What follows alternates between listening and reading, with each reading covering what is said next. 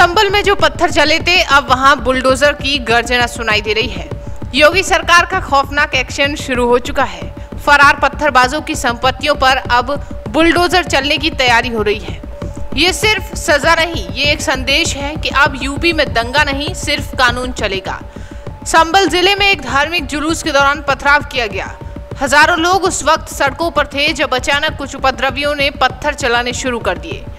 कई पुलिसकर्मी घायल हुए, माहौल तनावपूर्ण हो गया। एफआईआर भी दर्ज हुई, लेकिन मुख्य आरोपी फरार हो गया। सीएम योगी आदित्यनाथ ने साफ निर्देश दिए कि पत्थरबाजों को छोड़ना नहीं है और जो भागे हैं उनकी संपत्ति पर अब बुलडोजर चलेगा।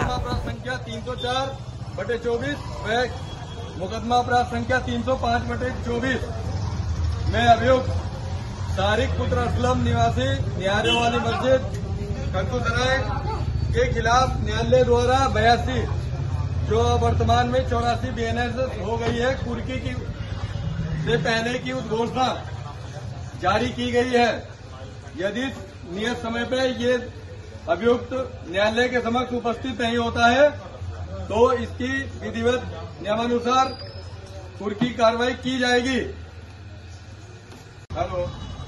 हेलो सभी सर्वसाधारण को सूचित किया जाता है कि थाना नगादा के मुकदमा अपराध संख्या 304/305 में राहिल पुत्र जावेद निवासी निहारे वाली मस्जिद मोहल्ला खरकुसराय के माननीय न्यायालय द्वारा 84 BNSS की उद्घोषणा जारी की गई है। पुलिस ने 20 से ज्यादा फरार पत्थरबाजों की लिस्ट तैयार कर दी है। आरोपियों के पोस्टर सार्वजनिक जगहों पर लगाए जा रहे हैं। उनके घर, दुकान, निर्माण सब कुछ खंगाला जा रहा है। जिसकी गिरफ्तारी नहीं हो रही उसकी संपत्ति कुर्क होगी और अगर निर्माण अवैध है तो बुलडोजर चला दिया जाएगा। यूपी की सड़कों पर अब एक ही नारा गूंज रहा है, जिसने पत्थर उठाया वो अब खुद मलबा बनेगा। इससे पहले भी योगी सरकार ने प्रयागराज, कानपुर, मुरादाबाद, लखनऊ जैसे शहरों में दंगाइयों के खिलाफ इसी मॉडल पर कार्यवाही की है। मोहल्ला खरकुसराय दफ्तरियों के खिलाफ माननीय न्यायालय से 84 BNSS की उद्घोषणा जारी कराई गई है। यदि अभियुक्त नियत समय पर माननीय न्यायालय के समक्ष पेश नहीं होते हैं तो उनके विरुद्ध वैधानिक कार्रवाई की जाएगी। धन्यवाद।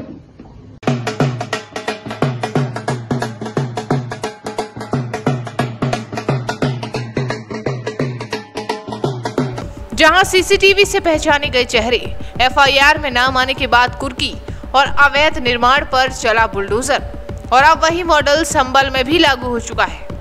जहां जनता योगी सरकार के एक्शन की सराहना कर रही है, वहीं विपक्ष इसे एक तरफा कार्यवाही कहता है। सपा और MIM नेताओं ने कहा कि सिर्फ सरकार एक ही वर्ग को निशाना बना रही है, लेकिन जनता का जवाब है दंगा करने वाला कोई भी हो, कानून सब पर एक समान चले।